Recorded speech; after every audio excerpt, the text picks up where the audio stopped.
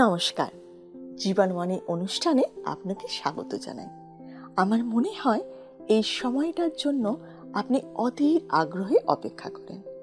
করুণাময় ঈশ্বর নিশ্চয়ই এই অনুষ্ঠানের মাধ্যমে আপনাকে প্রতিদিন আশীর্বাদ যুক্ত করছেন। আজ আমাদের জন্য তিনি যে আশীর্বাদ রেখেছেন, আসুন আনন্দের সাথে তা আমরা গ্রহণ করি। হৃদয়ে খোলো, শ্রবণ করো জীবন বাণী, নম্র চিতে শ্রবণ করো, নম্র চিতে শ্রবণ করো, খ্রিস্ট যিশুর জীবন খানি।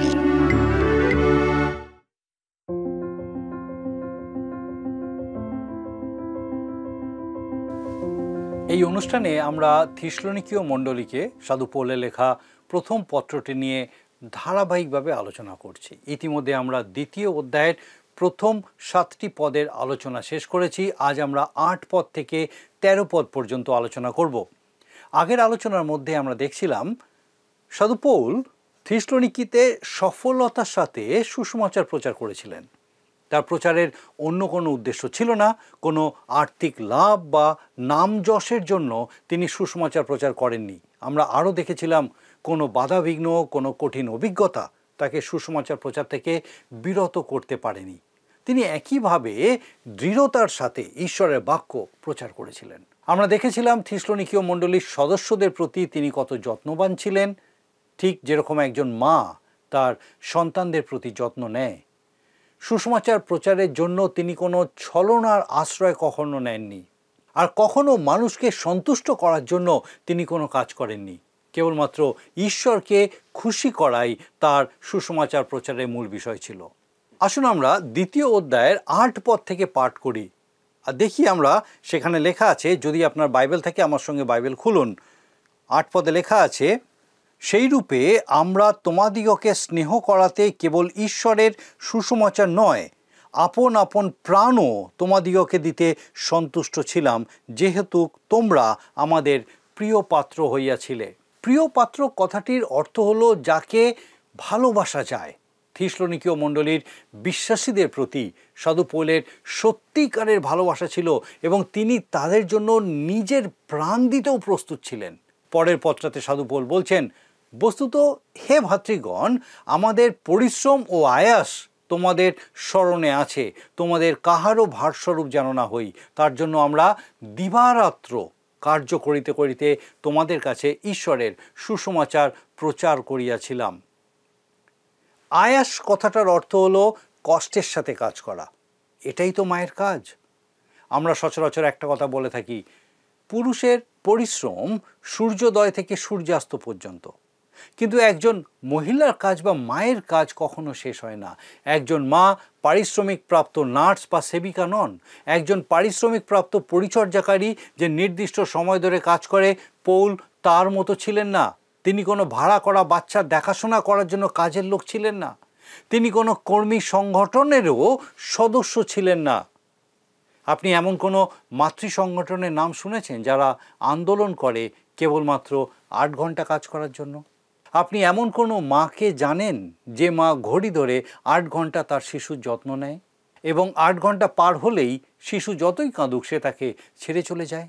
কি জানি, হয়তো সেই রকম কিছু মা আছে যারা এরকম বোঝাপড়ার মধ্যে কাজ করে, কিন্তু আমি মনে করি না কোনো প্রকৃত মা এটা করতে পারে। মায়ের কাজ সর্বদা আলাদা, তাদের কাজের কোনো নির্দিষ্ট সময়সীমা নেই। তারা দিন রাত পরিচর্যা করেন। একটা ছোট্ট উদাহরণ দিই। কোনো এক কাপড়ের দোকানে 2টো মেয়ে কাজ করত। একদিন হঠাৎ একটা মেয়ে কাজ ছেড়ে দিল এবং তাদের দুজনের মধ্যে অনেক দিন দেখা সাক্ষাৎ ছিল না। অনেক দিন পর একদিন রাস্তায় এসে মেয়েটির সাথে দেখা হলে কাপড়ের দোকানের মেয়েটি তাকে জিজ্ঞাসা করলো, আরে তুমি এখন কোথায় আছো, কি করছো? মেয়েটি বলল, না না, আমি এখন কিছু করছি না, আমার বিয়ে হয়েছে, আমার স্বামী আছে, আমার একটা ছোট্ট ছেলেও আছে। আমি ভোর 3টের সময় উঠে ছেলেকে খাওয়াই, আবার খুব সকালে উঠে পড়ি, সকালের জল খাবার তৈরি করি, তারপর আবার স্বামীর জন্য দুপুরের খাবার তৈরি করি। সারাদিন ছেলের পিছনেই আমার সময় কেটে যায়। তারপর আবার রাতের খাবার তৈরি করতে হয়। এইসব শোনার পরে কাপড়ের দোকানের মেয়েটি বলল, তোমার মনে আছে যখন তুমি দোকানে কাজ করতে তখন সব সময় তুমি ঘড়ি দেখতে, 5টা বাজলেই সবার আগে তুমি বার হয়ে যেতে। এবারে সেই তরুণী মা বললেন, আমার এখন ঘড়ি দেখার কোনো সময় নেই, আমি এখন সারাদিনই কাজে ব্যস্ত থাকি। যদি ওটা তেমন কিছু কাজ নয়, লক্ষ্য করে দেখুন এই কম বয়সী মেয়েটি তার সংসারের যাবতীয় কাজ ভালোবাসার সাথে করছিল, তাই সেগুলোকে কাজ বলে তার মনে হয়নি। ঠিক এই কথাটাই সাধু পৌল বলতে চাইছেন। তিনি থিসলনিকীয় মণ্ডলীর লোকদেরকে এত ভালোবেসেছিলেন যে তাদের জন্য তিনি দিনরাত কাজ করতেন।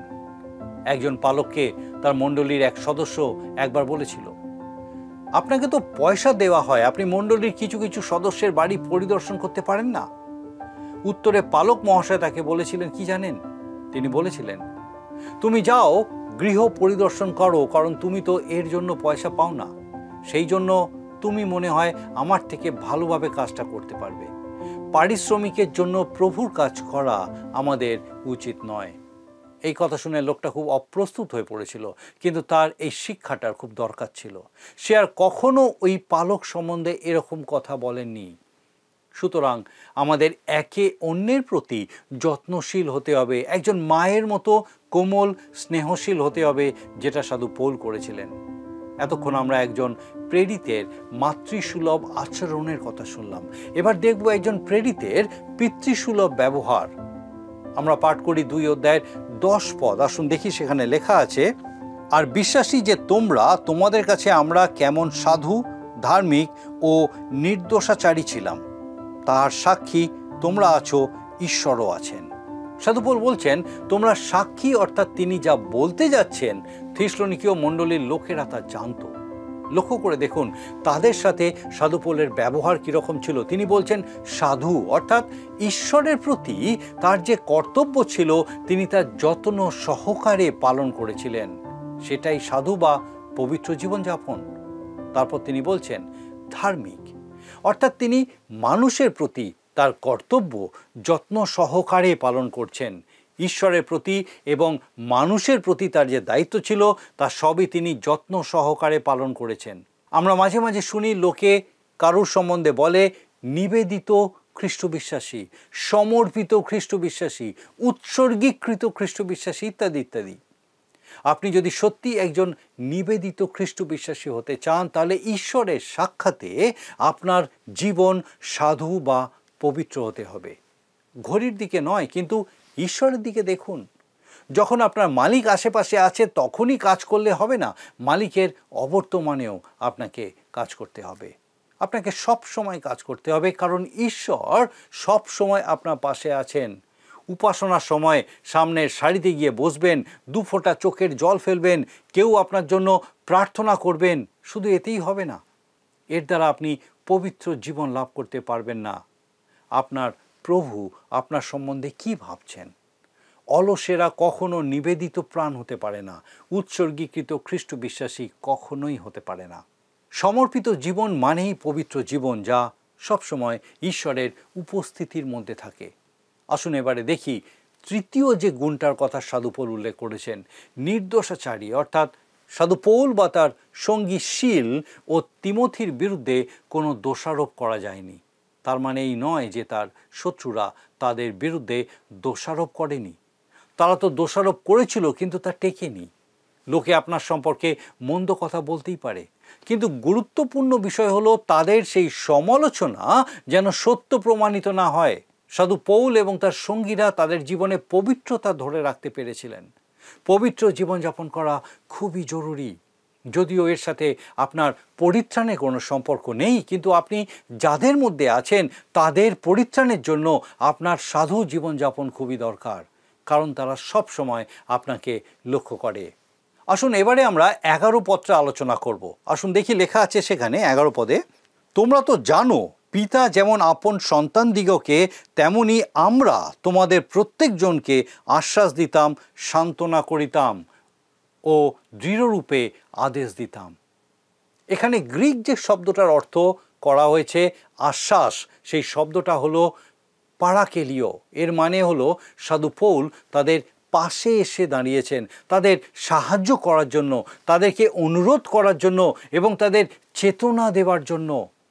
আপনার হয়তো মনে আছে যে প্রভু যীশু বলেছিলেন তিনি পবিত্র আত্মাকে পাঠিয়ে দেবেন, যিনি পাপের সম্বন্ধে, ধার্মিকতার সম্বন্ধে ও বিচারের সম্বন্ধে জগৎকে দোষী করবেন, যা সাধু যোহন লিখিত সুসমাচারের 16 অধ্যায়ের 7 থেকে 11 পদে লেখা আছে। আমি সবসময় উপলব্ধি করি যে পবিত্র আত্মা যতক্ষণ না কোনো মানুষকে দোষী সাব্যস্ত করছেন, যতক্ষণ না চেতনা দিচ্ছেন, ততক্ষণ পবিত্র আত্মার শক্তিতে সুসমাচার প্রচারিত হয় না। অর্থাৎ পবিত্র আত্মা কোনো মানুষকে তার পাপ সম্বন্ধে, ধার্মিকতা সম্বন্ধে এবং বিচার সম্বন্ধে চেতনা দান করেন। সুসমাচারের মধ্যে এই 3টে বিষয় অবশ্যই থাকতে হবে। এরপর সাধু পৌল যে শব্দটা ব্যবহার করেছেন সেটা হলো সান্ত্বনা। সচরাচর সান্ত্বনা বলতে আমরা যা বুঝি এখানে সেই অর্থটা একটু আলাদা। প্রেরিতদের সেবা কাজের মাতৃত্ব সুলভ যে বিষয় তা আমরা ইতিমধ্যেই আলোচনা করেছি, যেখানে সাধারণ অর্থে সান্ত্বনার বিষয়টি থাকে। কিন্তু এখানে সান্ত্বনা বলতে ভালো করে বোঝানো এবং প্রত্যয় জন্মানোর কথা বলা হচ্ছে। থিসলনিকীয় মণ্ডলীর প্রতি সাধু পৌলের যে বার্তা, তাতে স্পষ্ট হয় যে সেই মণ্ডলীর প্রতি তার কত গরজ ছিল। তিনি বারবার বলেছেন, আমি তোমাদের অনুরোধ করছি, আমি তোমাদের বিনতি করছি। ঠিক এইভাবেই আজও সুসমাচার প্রচারিত হওয়া উচিত। পরের যে শব্দটা আলোচনা করব সেটা হলো আদেশ। সাধু পৌল তাদেরকে আদেশ দিতেন। এই আদেশ শব্দটির মধ্যে একটা তীব্রতা মিশে আছে, এর সাথে মিশে আছে শৃঙ্খলা ও বাধ্যতা। এটা একটা তেজস্বী, দৃঢ়, বলিষ্ঠ এবং পুরুষোচিত শব্দ। এটা খুব দুঃখের আর আশঙ্কার বিষয় যে বর্তমানে মণ্ডলীতে খুব দুর্বল প্রচার হয়। সকলে যেটা চায় সেটা হলো সাধারণ খ্রিস্ট বিশ্বাসীদের জন্য সাধারণ প্রচারক সাধারণ ছোটোখাটো বিষয় প্রচার করবে। প্রচারের জন্য যেন কোনো গরজ নেই। কোনো একজন বলছিলেন যে সাধারণ গড়পড়তা সংস্কারমুক্ত মণ্ডলীগুলিতে উপাসনা হয় যেন একজন নিরীহ মানুষ অন্য একদল নিরীহ মানুষের সামনে দাঁড়িয়ে তাদেরকে মিনতি করবে যেন তারা আরও নিরীহ হয়। আমার তো মনে হয় এতে সবাই অসুস্থ হয়ে পড়বে। অনেক সময় বিশেষ বিশেষ উপাসনার দিন প্রচারকদের ভিন্ন ভিন্ন বিষয়ের উপর প্রচার করতে বলা হয়।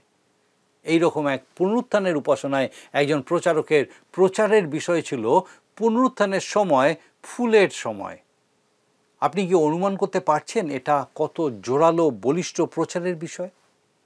হয়তো সেই মণ্ডলীতে অনেক অসুস্থ ভক্ত ছিল আর তাই তাদেরকে পাতলা ঝোল খেতে দেওয়া হচ্ছিল।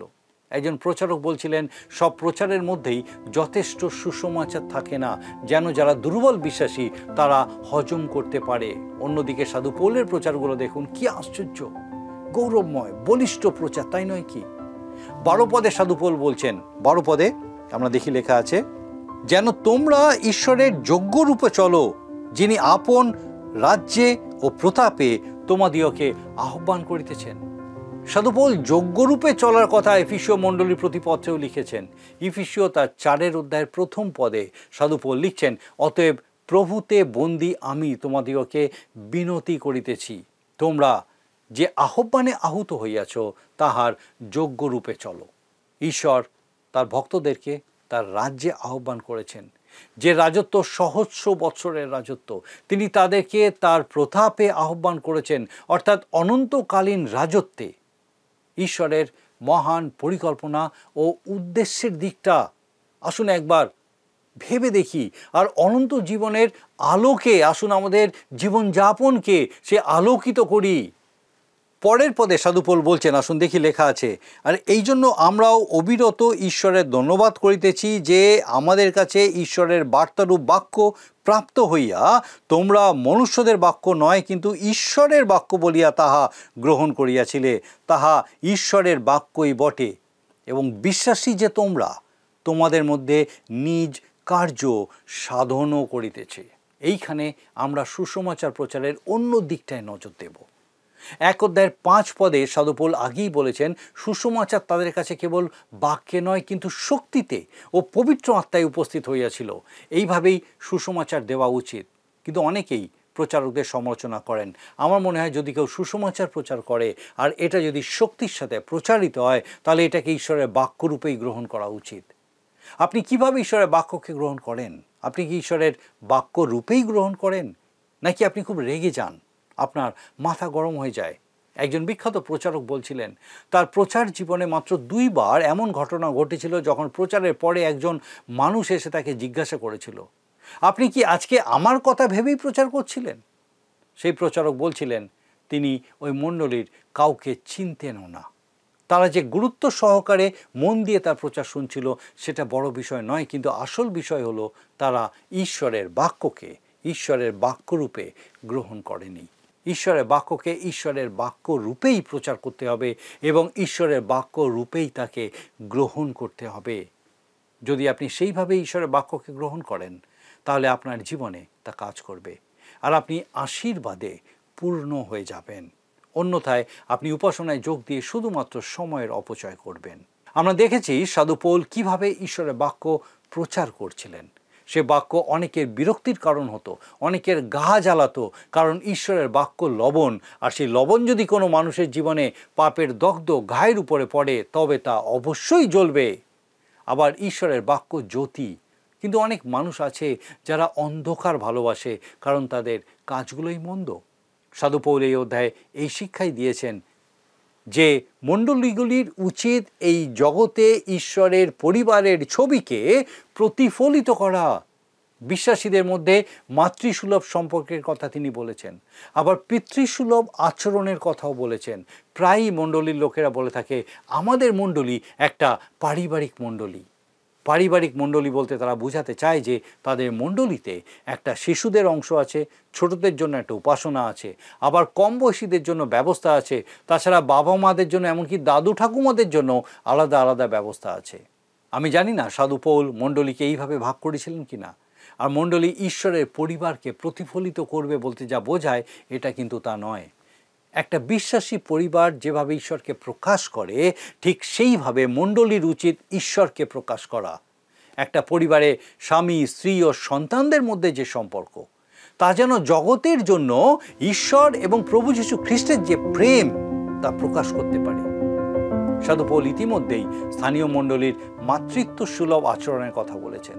একটা পাখি যেমন তার ছানাদের যত্ন করে, ঠিক তেমনই সাধু পৌল দিন রাত পরিশ্রম করতেন থিসলনিকীয় মণ্ডলীর বিশ্বাসীদেরকে গেঁথে তোলার জন্য। তিনি দৈনিক 8 ঘন্টা কাজ করতেন না, কিন্তু তার কাজ ছিল সর্বক্ষণের জন্য। এরপরে সাধু পৌল বলছেন তিনি ওই মণ্ডলীর কাছে একজন পিতার মতো ছিলেন। কোনো পরিবারের সন্তানেরা মাতৃস্নেহ এবং পিতৃস্নেহ দুটোই আশা করে। বাবার ভালোবাসা শাসনের মধ্যে দিয়ে প্রকাশিত হয়। বর্তমান সমাজে বহু পিতামাতা আলাদা আলাদা জীবনযাপন করে, এটা সন্তানদের জন্য খুবই দুঃখের। সাধু পৌল বলছেন তিনি থিসলনিকীয় মণ্ডলীর কাছে বাবার মতো ছিলেন। অনেক ভালো বাইবেল শিক্ষক আছেন যারা কিছু প্রচার করেন না, শুধু সান্ত্বনা দান করেন। লোকে খুব খুশি হয় কারণ সবাই সান্ত্বনা পেতে চায়। আমিও চাই কেউ আমার গায়ে মাথায় হাত বুলিয়ে দিক, এটা তো শারীরিক সান্ত্বনা আর আনন্দ। কিন্তু শুধু সান্ত্বনায় হবে না, শাসনেরও দরকার আছে। বর্তমান সময়ে এই পিতৃসুলভ আচরণ, এই শাসন আমাদের সমাজে লক্ষ্য করা যাচ্ছে না, আমাদের মণ্ডলীগুলোর মধ্যেও লক্ষ্য করা যাচ্ছে না, যা সত্যি ভয়ের বিষয়। আমরা থিসলনিকীয় মণ্ডলীর প্রতি সাধু পৌলের যে ভালোবাসা তা আলোচনা করলাম, এবং সেই ভালোবাসার জন্য তিনি যে কঠোর পরিশ্রম করেছিলেন সেই বিষয়ে দেখলাম। ঈশ্বরের প্রতি ভালোবাসা এবং কর্তব্য আমাদেরকে শেখায় মানুষের প্রতি ভালোবাসা ও কর্তব্য। জগতের মানুষ শুধু আমাদের প্রচার শোনে না, কিন্তু তারা আমাদের জীবনকে দেখে। তাই সাধু পৌলের মতন বিশ্বাসী হিসাবে আমাদেরকেও সাধু, ধার্মিক ও নির্দশাচারী হতে হবে। আমাদের এই পবিত্রতা আমাদেরকে উদ্ধার করে না, কিন্তু অন্যদেরকে প্রভুর কাছে আনতে সাহায্য করে। আসুন আমরা আমাদের জীবনকে সেই রকম করে তুলি যা ঈশ্বরকে প্রকাশ করে। আসুন প্রার্থনা করি। মঙ্গলময় পিতা, ধন্যবাদ দিই প্রভু, তোমার জীবন্ত বাক্য দিয়েছ যেন তোমার জীবন্ত সত্য আমাদের জীবনের জন্য উপলব্ধি করতে সমর্থ হই। ধন্যবাদ দিই আজকে আমাদের প্রত্যেক দর্শক বন্ধুকে আরেকবার তোমার এই জীবন্ত সত্যে তুমি পূর্ণ করলে। প্রার্থনা করি প্রভু এই সময় আমাদের সেই প্রত্যেক দর্শক বন্ধু, তাদের পরিবার পরিজন প্রত্যেককে প্রভু তোমার পবিত্র পরাক্রমে সুস্থ সবল রাখো। বিশেষ করে প্রার্থনা করি যদি কেউ কোনো কঠিন পরিস্থিতিতে আছেন, কোনো রকম হতাশাজনক নিরাশার মধ্যে আছেন, যেখানে হয়তো তাদের প্রকৃতই পিতাগো সেই কোনো আশার আলো হয়তো দেখতে পাচ্ছেন না, প্রভু প্রার্থনা করি তোমার পবিত্র পরাক্রমে, তোমার মহা অনুগ্রহে তুমি সে প্রত্যেক পরিবারকে, ব্যক্তিকে তোমার জীবন্ত উপস্থিতির সহভাগিতায় পূর্ণ করো, যেন প্রকৃতই তারা তোমার মধ্যে দিয়ে পিতা সেই জীবন্ত আশা, সেই আলোর দেখতে পায় পিতা। এবং প্রভুগো তুমি যে তাদের সঙ্গে আছো, ছেড়ে দাওনি, সেই বিশ্বাসে যেন তারা আরও সবল হতে পারে, তোমার গৌরব করতে পারে। প্রভু কৃপা করো, সেই প্রত্যেক ব্যক্তির সঙ্গে, পরিবারের সঙ্গে থাকো, তোমার অনুগ্রহে পূর্ণ রাখো। তোমার যিশু নামে ভিক্ষা, দয়া করে শ্রবণ ও গ্রহণ করো। আমেন।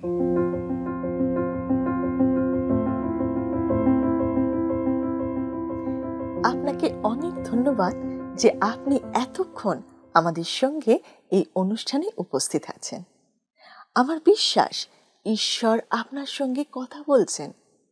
আপনার যদি কোনো প্রশ্ন থাকে বা কোনো বিষয় যদি আপনি আরও জানতে চান, অবশ্যই আমাদের সঙ্গে যোগাযোগ করুন।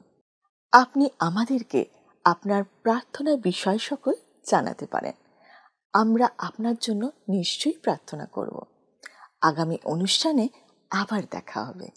ঈশ্বর আপনাকে সুস্থ রাখুন এবং সুরক্ষিত রাখুন। নমস্কার। প্রিয় বন্ধু, আসুন আমরা আজকের প্রশ্ন উত্তরে আসি। গতকালের প্রশ্নের উত্তর অপশন সি, জেরুসালেম। আজকের প্রশ্ন, পৌল থিসলনিকীয় মণ্ডলীর সভ্যদের কার যোগ্যরূপে চলতে বলেছেন? অপশন এ পিতামাতার, বি গুরুজনের, সি শিক্ষকের, ডি ঈশ্বরের। প্রিয় বন্ধু, এই প্রশ্নের উত্তর আগামীকাল সন্ধ্যা 6টার মধ্যে option A, B, C, D সহকারে আপনার নাম ও সম্পূর্ণ ঠিকানা সহ 9433497235 এই নম্বরে SMS বা হোয়াটসঅ্যাপে পাঠাবেন।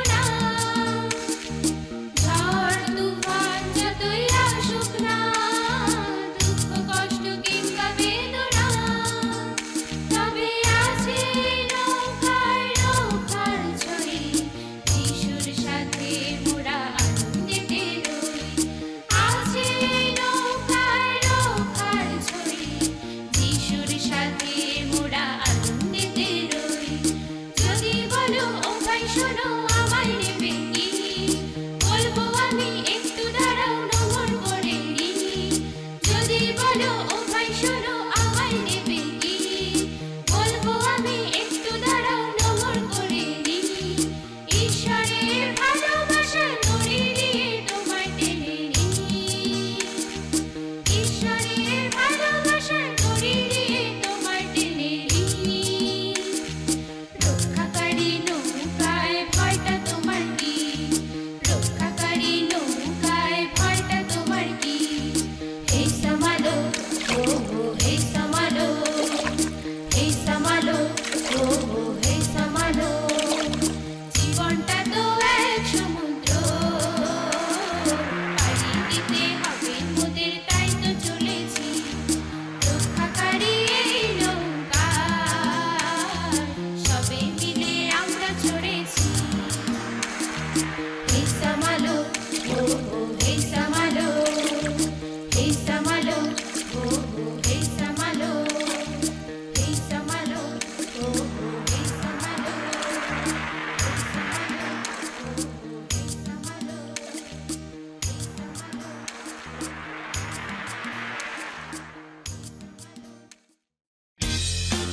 যদি আপনার এই অনুষ্ঠান ভালো লেগে থাকে তাহলে এই নম্বরে একটি মিসড কল করুন, তাহলে আপনি পরের বারের বিজয়ী হতে পারেন।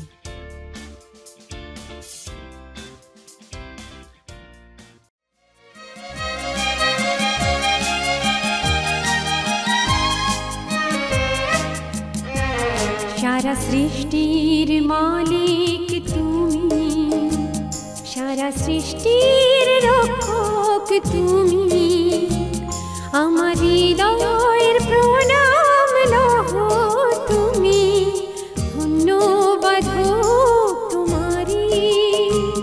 সারা সৃষ্টির মালিক তুমি, সারা সৃষ্টির রক্ষক তুমি, আমার হৃদয়ের প্রণাম লহ তুমি, ধন্যবাদ হোক তোমারি।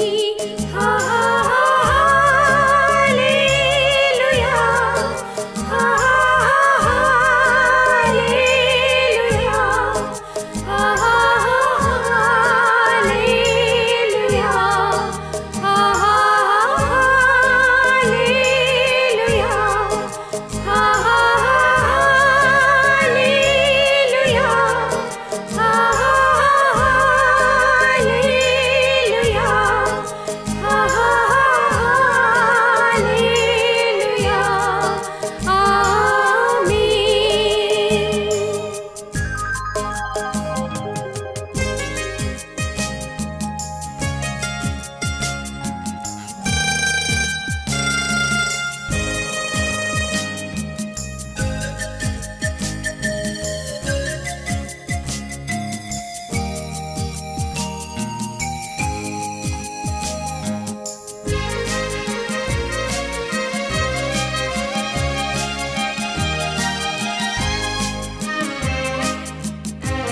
সব সংসার বিনষ্ট